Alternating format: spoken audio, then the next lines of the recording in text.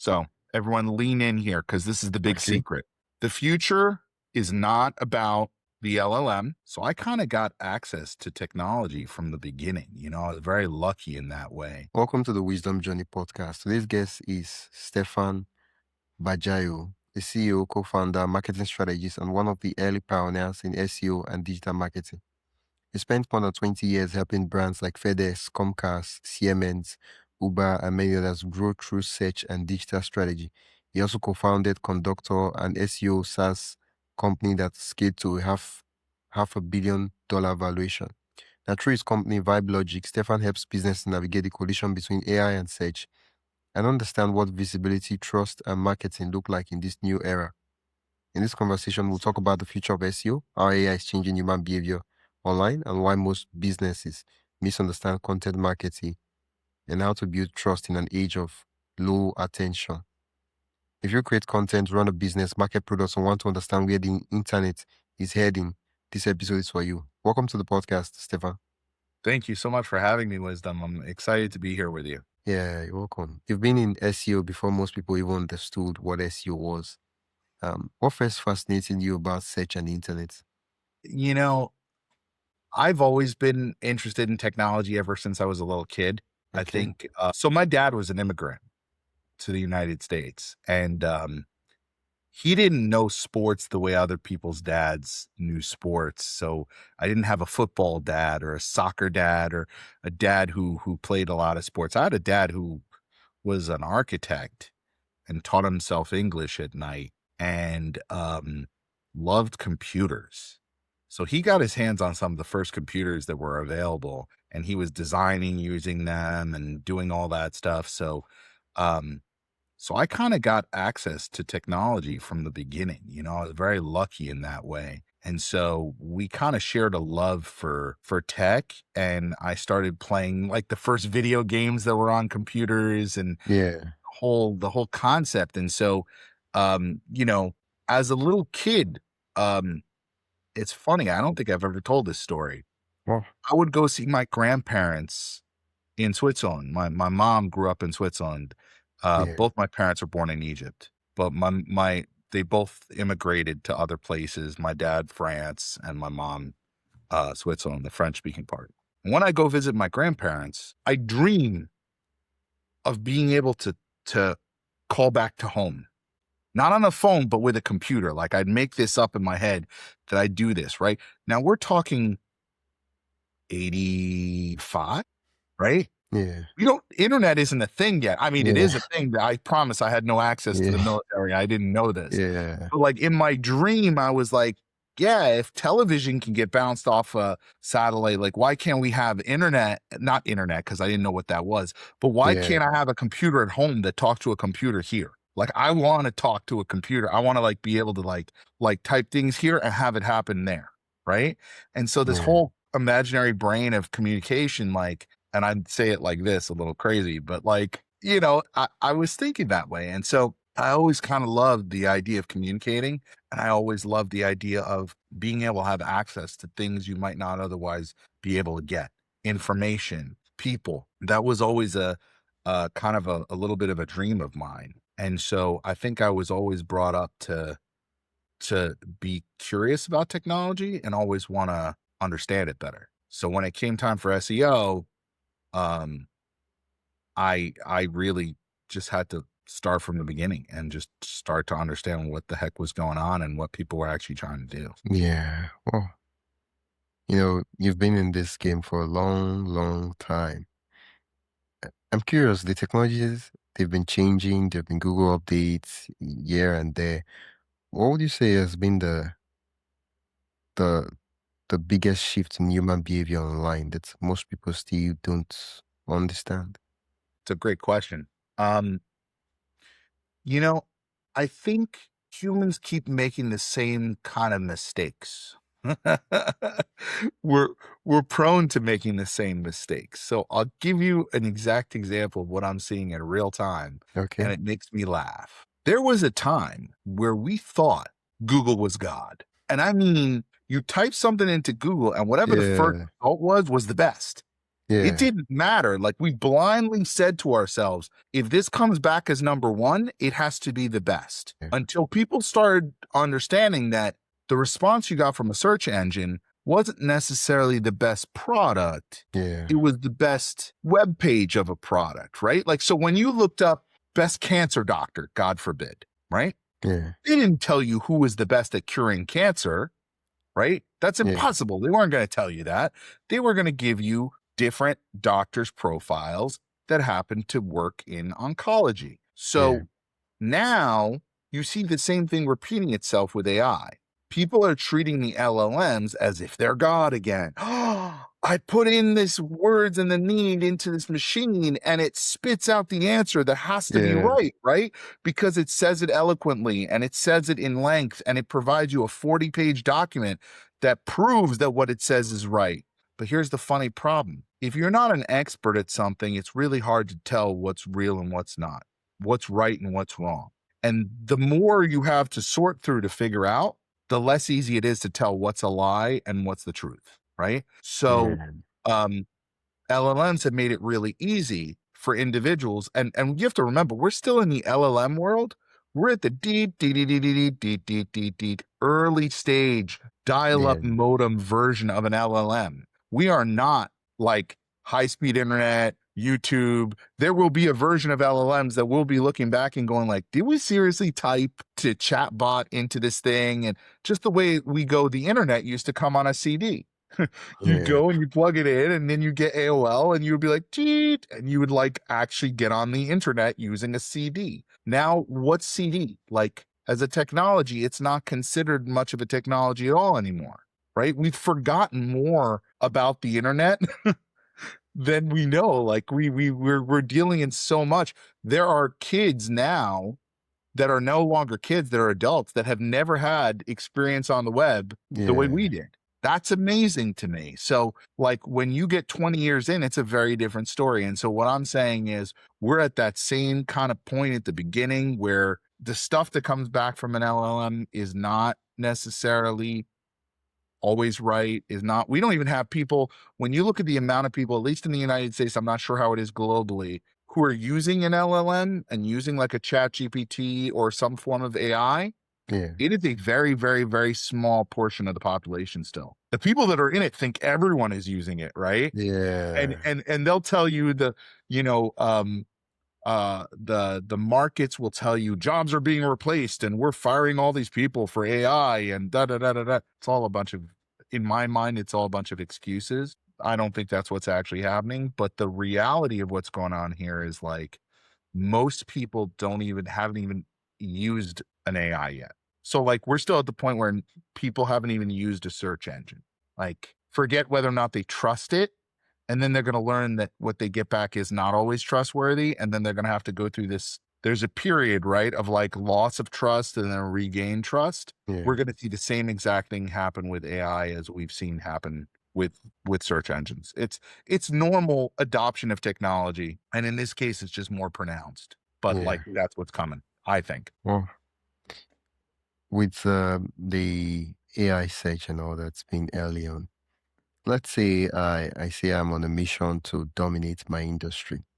And I'm not trying to pick any big industry with, people have crazy amount of money to like spend. Sure. I just want to dominate podcasting. I want to be seen as an expert when it comes to starting a podcast, running a podcast, and things like that. How long will it take me? And I don't have money. I'm broke. I'm crazy broke. The reason I'm trying to dominate is not because I want to have this, I want to get clients, right? I want to get a lot of clients, so much clients that I'm like, I might have to create a wait list. What's the Okay. plan? I have time because I'm broke, so you can't be Okay. busy and broke. And what's the time? And what would I need to do to make it stupidly Okay. impossible not to dominate? Okay. First of all, no one dominates. Okay. No one dominates. Not in a good system. In a good system wants to provide choice. If a good system doesn't provide choice, there's not really a system, right? It's a little bit gamed. So like, I'll give you a great example. We have a brand called JCPenney. JCPenney did a bunch of shady stuff back in the day with link building. They started to rank for things they shouldn't rank for. Like, they rank for rugs. This is a department store. of all the internet websites that create rugs, this is like a department store that says it should rank number one, and Google was giving it that credibility. Yeah. Not really right. So I take the domination part out of it. But the heart of what you're saying, let's go straight to it. Content is king. It always has been and it always will be. But it can't be AI generated content. AI generated content is not, one, it doesn't perform well in Google. It just doesn't. It will perform for a minute while it's new, and then it'll drop real fast because Google doesn't want all of its results to be filled with the same. And AI content is really generated off of what's already been written. So because of that, it's like a snake eating its own tail. The same thing holds true for the LLMs. ChatGPT doesn't want to have a bunch of AI generated stuff as its results, because then it's just learning from the top ranking stuff that's AI and then feeding it back into itself.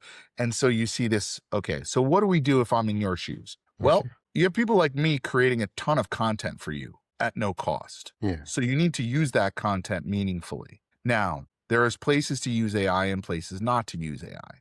Place number one, I would use AI if I were you. One, you get a transcript out of most of these products. That's amazing. You used to have to pay for a transcript. Now it comes, I feel bad for whoever was in the transcription service because they're the ones who really got screwed and nobody talks about it. Right? They're really the ones that got screwed in this whole business because we just happen to like skip that was a whole industry. And we're like, oops, sorry, we're just going to give that away for free in every product.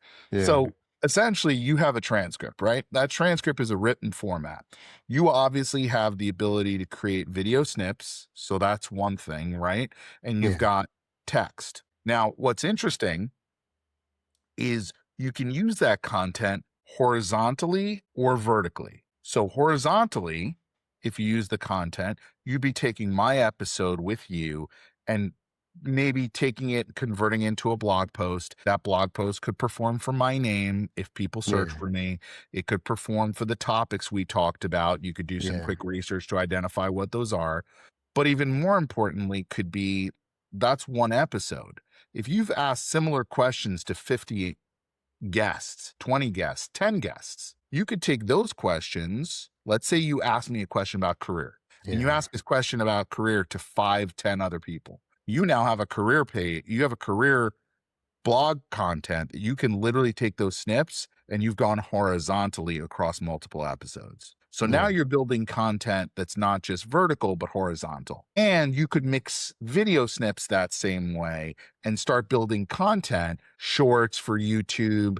You could even do longer episodes that are snips of these things with your own take on those things in between, right? And if you're not one to create your own thoughts in that way, you could take the transcripts, feed that to an LLM, tell the LLM, give me the points of how you would connect these. What order would you put them in order to tell a story? What part should I say? Help it give you your script, which hopefully you have so many episodes, honestly, Wisdom, you could probably feed it all this content, have the LLM kind of tell you your voice and what it knows you ask traditionally.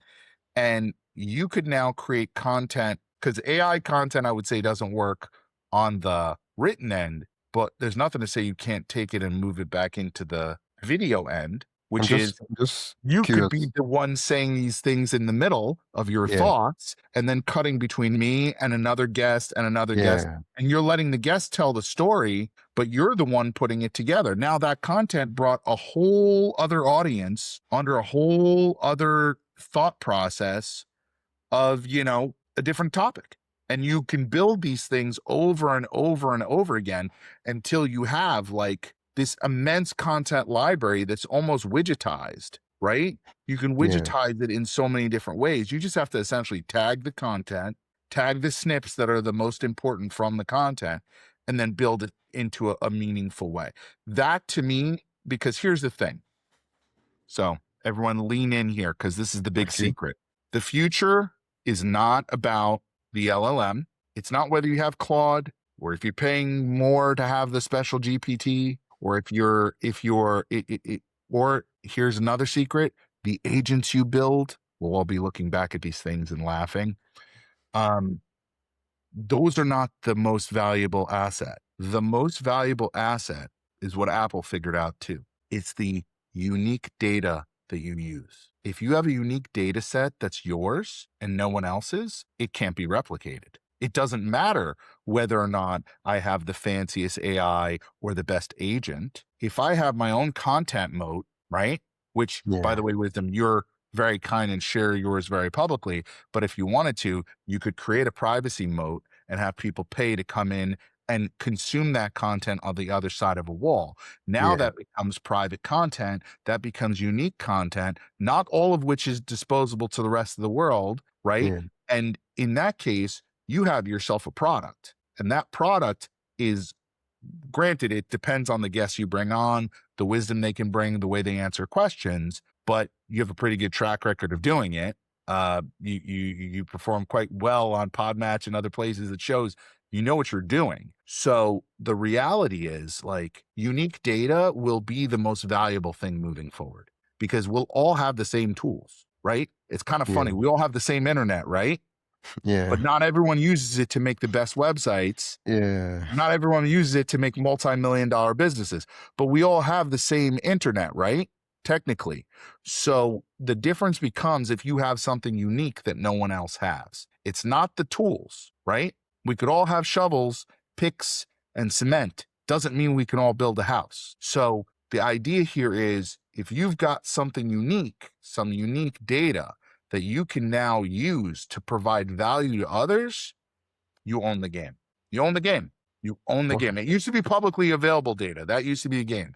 The game was data that was available to everyone. You're just using it in a different way. But now that data is, LLMs and stuff are making it too easy to manipulate that data and get what you want out of it. It's the data that sits behind the wall now that's going to be more valuable. And that's where you're going to see companies start to realize, like, oh, wow, I have a lot more data than I realized. The stuff I have not even been using internally in these big companies, that could be a product. They're going to realize that and they're going to start productizing their data because that is more valuable than anything else. okay. Yeah. So I'll take the content and turn it into short clips, turn it into videos, publish it on the website. I have multiple questions. The first one is, if I was to take Claude or maybe ChatGPT, doesn't really matter.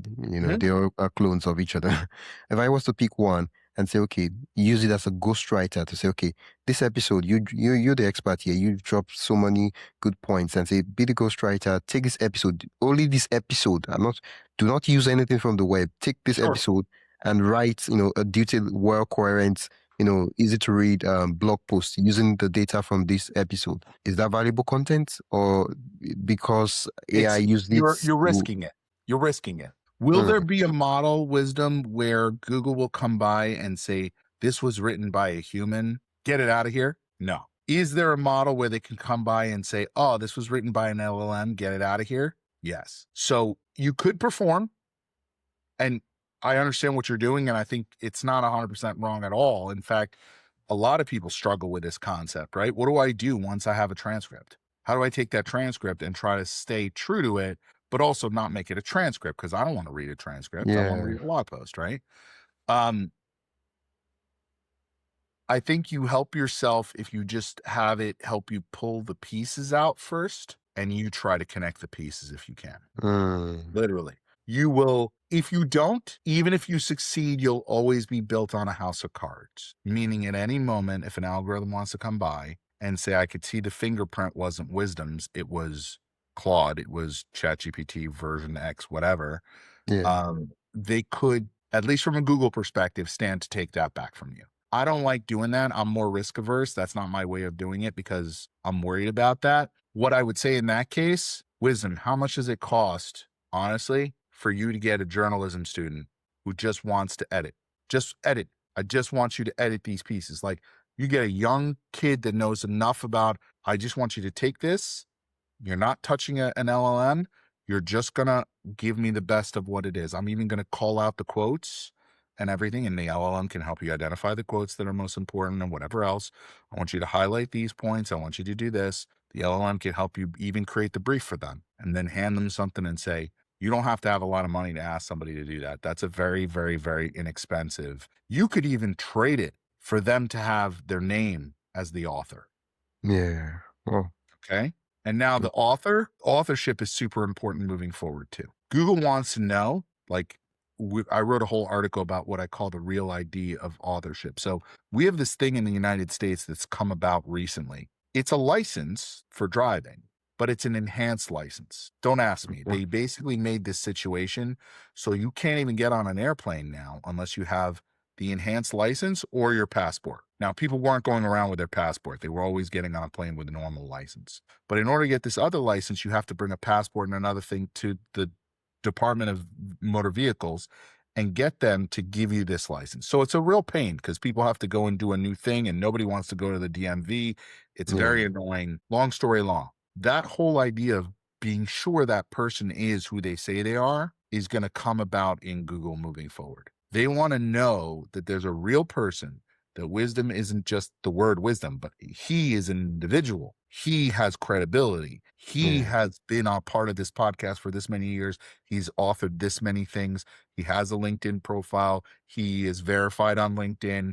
They want to know that you're real. And that's how they're going to validate that the content you're willing to put your name behind is real, right? If not, if this is like the whatever brand team, right, that people do when they don't want to put an author's name on something, Yeah. that's not going to fly that much anymore. Google wants to know, and the LLMs are going to want to know that there's an actual human behind it. And even more important than the LLMs or Google, humans are going to want to know Yeah. because you keep reading the same words over and over again that sound smart, but they're empty because they're not human and they don't feel right. And something's not hitting you the way it should. The web is a cold, empty place, wisdom. You don't need more AI like computer. We need more humanity. The more Yeah. humanity we feel, the more likely we are to do something about it. Yeah. Going back to the project, Yeah. the project marketing for my new brand. How long will it take before, if I start doing this, dropping episodes, putting on YouTube, putting on, then how long will it take, and what It will the depends what we're intensity talking be about. like? So Okay. and I get asked this all the time, right?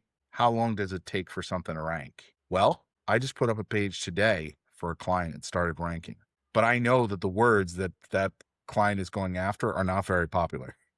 There are very few companies that would buy this particular thing. It's literally robots. They're Yeah. buying robots for security. Like there's not a lot of companies that sell that, and there's not a lot of Yeah. companies looking for that, right? So if you're going after something super, first thing you have to do is say, well, what am I really going after? If it's podcasting, well, a lot of people look that up, right? So Yeah. what exactly am I looking after? What am I trying to go after? What are those terms? So the way you usually build authority is you don't build authority through one page. You build authority through a massive amount of pages that validate what you say you are, you are. So in other words, I would look at, if you go to a product like SEMrush or so SEMrush or Similar Web or any of these other products will give you keywords and search volumes. These are directional. They're not 100%.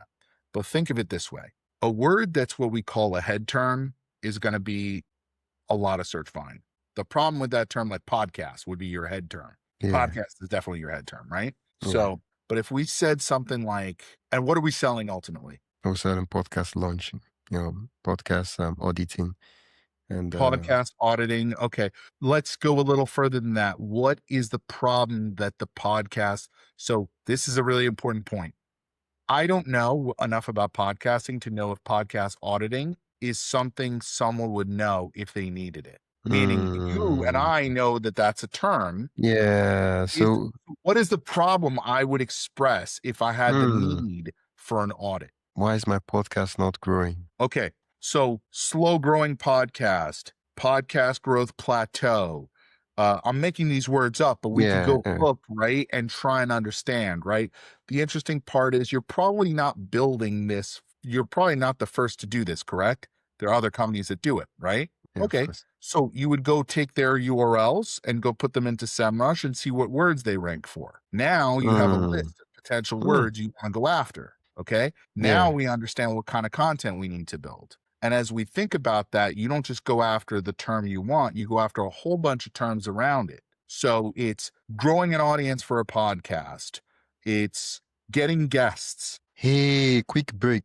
Before we continue, I'd love for you to join the Wisdom Journey newsletter. Every week, I share exclusive insights, tools, and behind-the-scenes updates to help you stay ahead in your own journey of building an online business. It's simple, practical, and built to help you grow. Sign up today for free at the link in the description. Now, let's get back to the episode. Right? How to attract the right guests to my podcast. And Yeah, as you start building authority for all these things, think of it like water. The more water you put in, the water doesn't go like this, right? It levels out to the same level yeah, no matter what. So all ships rise by the same tide. If you want yeah, to get the authority to be playing for podcast audit, which maybe is a very competitive term, you got to earn the right first to talk about how to get podcast guests in SEO. Very long tail term, very specific, talking yeah. about search, but you've gotten 5 of them or 10 of them already, and you can put their Mm, names there and you can say you should listen to episode X, Y, and Z. I found that, asking these types of questions works the best. Here's my advice, so on and so forth. That's how you turn that in. And as you gain that authority, the website gains the authority. You get to show up for more stuff. You get to do. And it's not just, again, it's not just about rankings, right? Like that's the like short-sighted version of it, right? Is to just say I'm here to rank. Are you building something valuable, Wisdom? If you're building something valuable, then make it as valuable as it possibly can for as many people as you can help. I'm wearing a t-shirt right now. yeah, If anyone who's not watching but listening, it yeah. says, if you're not helping people, You you're just just sell selling stuff. stuff. Mm, I'm not in the business of just selling stuff. I believe in helping people. So if that's literally the intent, because you know what? I'm a real believer that intent matters. yeah, If someone feels they're being sold to, you know what that feeling feels like. yeah, That's not what I'm here for, right? But if you're doing it with the right intention and you're actually trying to help, it's weird how karma kind of works. It goes full circle and somehow it comes back to you in a really good way. So while you might not rank number 1 for something, you just need to get in front of the right people who actually now go, oh, that was an awesome experience. I now want to send my friend to go do this with him. And now all of a sudden, yeah. cachet grows and you know more people and you're helping influence. And there you go. But I don't know anyone who had an overnight success. I really don't. Mm. Overnight success is usually made of 10 years worth of hard work. You just figured they just Can, found, oh, can we they just found condense you 10 years overnight. into 6 months? Yeah, no, they just found you overnight, Wisdom. That's the Yeah, only thing I can say is no one had. Listen, there's some people who can hit the lottery. I don't know that many people that have ever won the lottery. In fact, I don't think I know any. But I do know a lot of people that have worked their butts off in order to grow businesses and try and help themselves and the people around them succeed. And the more you do that, the more it comes back. yeah. Well, that's lovely. You talk about people first marketing. Yeah, I'm curious, because everybody's talking about the AI stuff, which is fantastic. It's lovely. It's very brilliant. But I want us to talk about what people would not talk about because it's boring. sure. It's not fast. It's not, when people talk about AI ranking and stuff, in a sense, it sounds exciting. It's been nice if you show up in Yeah, ChatGPT and shiny Claude, and object, shiny yeah, object. it's lovely. I mean, it's brilliant. But what about the stuff it's boring? It's people first but nobody really wants to talk about or do that because, it takes time and all this kind of stuff. Okay, the Yeah, unsexy is the thing you win on. mm, It's unsexy. It's not yeah, sexy, but it's what you should be doing. And you'd be amazed. So I have the pleasure and the pain of speaking, and I've spoken all over the world. I've had wonderful yeah, platforms to be able to have these conversations. And I recently was at a conference in New Jersey and I asked, there was like 300 marketers. And I said, how many of you here were told to come here by your bosses to learn about AI? And everyone's hand went up, right? And then I yeah, said, how many of you think that if I looked at your website today and tried to audit it, it would survive my audit? Most of the hands went down and a few stayed up. And I said, liars to those others that left their hands up. But the funny part, the real funny about this is that 9 times out of 10, 8 times out of 10, I look at a website and they're making 3 or 4 really easy to solve mistakes. 1, they use their own language, not the language of the consumer. So they mm, say their terms, not the terms other people want. I'll give you a great example of this. Okay. I was looking at a dentist website. Okay. And the dentist website was our services drop down. I'll actually read it off to you because it's really okay, interesting. So their services go, I need a checkup and cleaning, which then has sub pages to it called dental checkup and cleaning, oral health and wellness. Then it's, I have a broken or chipped tooth, tooth colored filling, same day crowns, full mouth restoration. Then I'm missing one or more teeth, dental implants, dentures, dental bridges. I'm not a dentist. I don't know what a dental bridge is, right? But Yeah. what's so interesting, right, is that the page itself says creating smiles by filling the gaps. That's literally what a bridge is. It fills the gaps in your mouth. Now, Yeah. I don't know. I would not have looked up dental bridge. I don't know I need a dental bridge, right? Like that's not what Yeah. someone knows. The funny part is half the websites I see that are like that are talking their language, dental bridge. They're not talking about filling the gaps in your teeth. That's the way the person expresses their need. So it's Yeah. a complete miss of the opportunity. It doesn't mean you don't mention the solution that you have, but you're crazy not to use the terms of the consumer and expect them to find you on your terms instead of theirs. So that's one. Two, what's amazing to me is they'll have entire service pages, right? Uh, or they'll have an entire page devoted to the services they provide, but they won't actually have pages that are specific to the service. And if they Oh, do, they don't go deep enough. So I'll give you a prime example. You're a therapy clinic. You're dealing in grief. You don't even have a page devoted to grief counseling. If you do have a page devoted to grief counseling, you don't even define what grief is. Meaning, death of a parent is an unfortunate reality of life, right? All of our yeah. parents, unfortunately, at some point will die.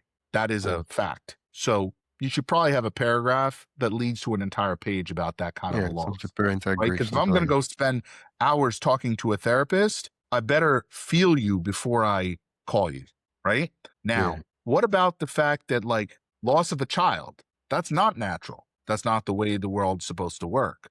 That's a different kind of grief. If you're trying to talk grief to someone and you're trying to talk to someone who's just lost a child and the way that you're talking to them is the way you're talking to someone who lost a parent, it doesn't work. You have to have a whole other page devoted to that loss. Now, Yeah. this might sound odd to certain people, but pet loss is another kind of loss. People are Yeah. very close to their pets, and certain people don't get over those passings, right? Now, that might not, again, considering the other losses I just talked about, but you Yeah. know what? There's a lot of stigma around that loss. So you better have a page that's devoted to that. And if you're good at that as a practitioner, you should be building those pages. You should be solving, not because I just want them to rank, but because I want you to help. You should be willing to give your help to people, like in a space like a therapy thing, or in the case of a podcast. Let's turn this back to you, Wisdom. Yeah. Do people start podcasts because they just want to make money? Most people, No. Why No. do they usually start podcasts? They want to connect with like-minded people in the industry. They Right. They're find their trying to build voice. communities, right? Yeah. Okay. And they're trying to get and express the ability for those they know that have knowledge to transfer that knowledge. Yeah. Okay. So if that's your goal, you've got to work towards helping them get there before you ask for anything back. Right. And if they Mm. never buy from you, that's okay too, because you still did good. You still did good by helping someone who had a need. If that person reads an article from a therapist that has to do with the loss of a pet and they realize, like, I feel better now. I understand the grief a little bit better. I don't need a therapist. That's okay. We weren't Yeah. in the business of just trying to make people go to therapy, right? That's why, that's when I say, real marketing is supposed to connect. And that could be anything, man. That could be anything from trying to buy a product to a service. I know I gave two service examples here, Yeah. but you you have to understand the reason behind the why. And the more you do that, the more you connect with the user on the other side of the screen. The internet is a very cold and lonely place. It's become a lot worse with all the nonsense that people put on social and all the battles and the fights people are having and all the stuff we get bombarded with all the time. It is nice to find a place that connects with you. Connection Mm. is what humans are looking for. I know AI makes it seem like it's the greatest thing, and it is pretty awesome, but I wouldn't use it to replace humans. Connection is what we yearn for more. I live out of a box here in this room. This is where I work from. I don't Yeah. get to see my coworkers in person very often. That's a lack of connection. I have to depend on an internet connection literally a connection in order to have my connections, right? Now, Yeah. luckily, I can have a connection with you, Wisdom, literally across the world, right? Which Yeah. is amazing because otherwise, how would we meet? But at the same time, I'm dependent on that, right? So the more warmth, the more humanity you can bring to it, you win. You win, I guarantee you. And you're going to win 5 times as much in the future because everyone is looking for the easy button. Everyone is trying to press the AI shortcut button. Everyone is acting like a lottery ticket is going to get you rich quick. And again, people don't get rich quick. People get rich smart and they do it over time with the right moves, right? It's like Yeah. relationships. You ever had a relationship start really fast and get very, very, very intense, very quick? And those are usually the Uh, ones that never last, right? They usually are yeah. the ones that they go down just as quick. It's the same thing. Life works in a mirror of ways as listen, I have enough gray hairs more than you, my friend, to say this to you. I have Yeah. found that life moves in certain waves and those waves are mirrored. The ones you see in relationships, you see in business, you see them in business, you see them in family, you see them in family, you see them in society. You'll see them. They're there to be seen, but you have to open up your eyes and see the signs. When you see it, Yeah. it's just a question of replicating, man. It's not rocket science, Yeah. you know? Oh. Oh. So I Hmm. challenge you, Wisdom. Think Yeah. about 5 ways you could help your potential prospect do a better job of stuff you know. I guarantee you've done this. So how long have you been doing this? About 5 years. 5 years. Okay. Yeah. You've forgotten more about podcasting than most people know. That's crazy. It's true. It's true. Yeah. Okay. So now that means all the stuff you've forgotten is gold to someone else. It's stuff they've never known. They've never learned. They don't understand how it works. And what you have forgotten, again, is valuable to someone else. It doesn't all have to be from your way up. It can be how you got to where you're at. That's already more than most people have. And that's enough to make a business off of, improve other people's ability to podcast, to get to their goals, to reach what they're trying to reach. I have no doubt about that. Sorry, I didn't mean to turn this into a interview of No, you, but you know what I no, mean? that's the goal of this podcast. That's Not I'm only to ask questions that I have, personal questions I have, I look for experts in those regards and I interview them and I share it with my audience. That's the purpose and the premise of this podcast. So it's not like, oh, the podcast. No, this is like the no, but famous. I love that you're even saying that. Like I love Yeah, that that's the whole purpose behind it is for moments like this. So what I'm saying to you is I don't have all the answers. I never have. I don't never yeah, will. I'm just feeling my way through it. I might be further along in some ways than you, but I would say like when it comes to podcasting, you're far more far further than I am. yeah, And yeah, I mean, but again, your knowledge is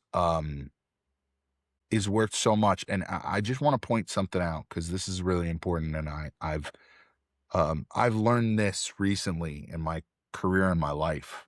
Looking back is incredibly important because I have forgotten more about SEO than most people know. And yeah, I like come to terms with that often. I forget that.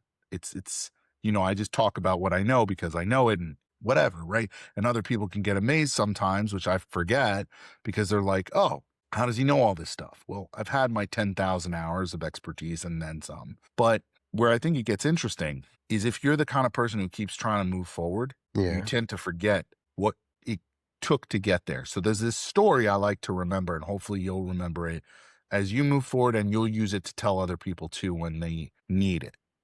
yeah, And I don't know how true it is, but it sounds really good and it works to explain what I'm talking about. So there's 2 climbers that want to climb Kilimanjaro, and they're both the same height, the same weight, same experience level, and they meet each other in this training group for climbers. And they decide they're going to climb together. And a bunch of yeah, scientists say we're going to follow them on their climb. So the first day they set out on their climb, there's climber A and climber B, and they go through and they have their equipment and they're doing all their thing, right? And they get to base camp 1 by the end of day 1. Now, climber A is super excited to summit the mountain on day 2. Climber B says, I'm done. Scientists are like, there must have been a moment. So they go back and review the tapes and they notice that the moment both climbers got to base camp, climber A looked back over his shoulder for a second to look down and then looked at the summit. Climber B looked at the summit and then looked over his shoulder. The micro moment of recognizing what it took to get you to where you got before you think of where you're going Yeah. versus looking at where you're going and only seeing the obstacles that you've had to deal with is a micro moment that makes all the difference in your perspective. So recognizing that a moment of reflection is not a pause, but rather an accentuator of where you're going versus someone who only sees the obstacles ahead and doesn't recognize first what they had to overcome to get there. That is a hands down thing that we forget, especially if you're like either a type A or you're a person who's like entrepreneur, wants to keep moving, got to move forward, got to book more guests, got to, you move. And the next thing you know, 5 years of podcasting has gone under your belt and you don't realize it. And you're forgetting all it took to get to the place you got to. You probably have more knowledge of what makes a good guest in your gut, what's going to reflect and what's going to show up in the numbers and what's not, Yeah. right? What kind of questions get people going and what kind don't? What even before you talk to a guest, based on your communication or what you've watched, which one's going to fall flat and which one's going to hit? That's amazing. That's expertise, It's right? great. Yeah. But that's a gift, right? And that's not just a gift, it's something you built. You built a Yeah. muscle. You've built a muscle like any other muscle you work out. If you work it out enough, it's going to be valuable. It's going to work for you. In this case, you have this gut instinct as to what's going to work and what's not. And I think that alone, if you can codify that into actual learnings that you can teach other people, you've got a product in of itself. Because Yeah. someone else would have to work 5 years to get the knowledge and the gut that you have. And they'd also have to work as frequently and as much as you have. So Yeah. that says a lot, you know? Yeah. Well, Food for thought. yeah, that's a lot of food. You could dine on that one for a little bit. I need to wrestle with that food. Wow. Yeah. I'm really glad I got to hear this because, we're talking about showing up, being an expert. And one of the things about being an expert, a long time ago, Google invented something called backlinks. And, it's the idea of wisdom is a podcast expert. Who trusts him? They're like, oh, Stefan considers him an expert. He talked about him on his website. He invited him on his podcast and he talked about podcasting on Stefan's podcast. Stefan's must have really think that the guy really knows what he's talking about for him to consider him a guest on podcasting. And then they look at the other stuff. And, coming back to what you've recommended, I need to start guesting on podcast. Yeah, like, we'll talk about people first. I mean, beyond just, of course, the AI parts, the engines and all that, but I need to start guesting on people's podcast, talking to people, chatting, offering value. I mean, like the reality is, I don't think we haven't said once what I like my company name or anything like that, right? That's not my intention. My Yeah, intent here is like, if someone sees this and goes, man, I want to work with that guy, yeah, we're either going to tell them at the end of the podcast how they can reach out to me, or they're going to find me. Right. So the reality is that's not why you do it. You do it to help people. And if it helps one person, great. If it helps 50, awesome. If it helps 500, yeah, amazing. Right. Amazing. You were given the right in this day and age to do that. Does that feed your family? No, not necessarily. It's hard for me to use thank yous as a payment for my mortgage, but I will tell you that it does come back to you. It does come back to you. People recognize you. You gain the authority. You gain the right to be on bigger stages in front of more people with more folks and people. People. Someone have said to me, "You should get paid to speak." I'm like, Oh no, no, it's not. That's not like it's nice to say. I'll take it as a compliment. I'm not very good at taking compliments in general, yeah, but like the point being, like, yeah, I guess if I really wanted to, I could probably follow that as a career and try to make that a thing if that's what I wanted. Right now, what I like doing is I like exactly what we did just now. I yeah, like a combination of like, it feels like you're looking for an answer. It feels like you need to hear something you probably already know, wisdom, which is there is no easy route to getting to the solution you want to get to. yeah, no expert's going to tell you the secret because there really isn't one. And if there is a secret, by the way, as soon as it's out, it's not worth anything. Right. Yeah. So, so the reality is like I said, you're going to be an overnight success. You just have to put in the years to do it. Right. Yeah. And so I think you're putting in the repetitions, you're building the muscle, you're doing all the right things. Now just think, how do I take this amazing 5 years worth of content and Yeah. how do I use it to help the people who could learn from me more? And as they do that, if they want more of my time and they want more of my expertise, then they can pay for that. That's okay. But in the meantime, if they want just to find some answers, how do I make those answers more available to them? You build the content that maps back to their needs, and you think of their needs not in your words, not podcast audit. That's fine. You think of it in the terms of their problems. What are the problems they Yeah. have? What are the problems you typed in when you were trying to figure it out? What are the problems you typed into Google? That's the key. That's the stuff. That's the, when you show up in the middle of the dark internet and you're there with this answer, this bright, shiny article that's like, check this out. I Yeah. got you. I know what it feels like to be pouring your heart into a podcast and you can't get listenership for anything. And it feels like no one's listening. And you wonder whether or not you're going to end up having something valuable and you Yeah. keep going through it. I get it. And here's what you do. And sometimes that's enough. And you might convince someone who's about to quit podcasting that they should keep going just by Yeah. reading that. And you'll never know about it. You'll never know, but that's okay. Because just by putting it out there, you've done some good and ultimately finds its way back. You'd be Yeah. amazed how many people have come back to me years later and said something you said in a room or something you told me once was this effect on my career. And I decided, I didn't know. I didn't think of myself as some hero or some guy who did anything big. I said Yeah. something to someone once and it had a bigger impact than I realized. And they came back and told me about it years later. That's Yeah. amazing.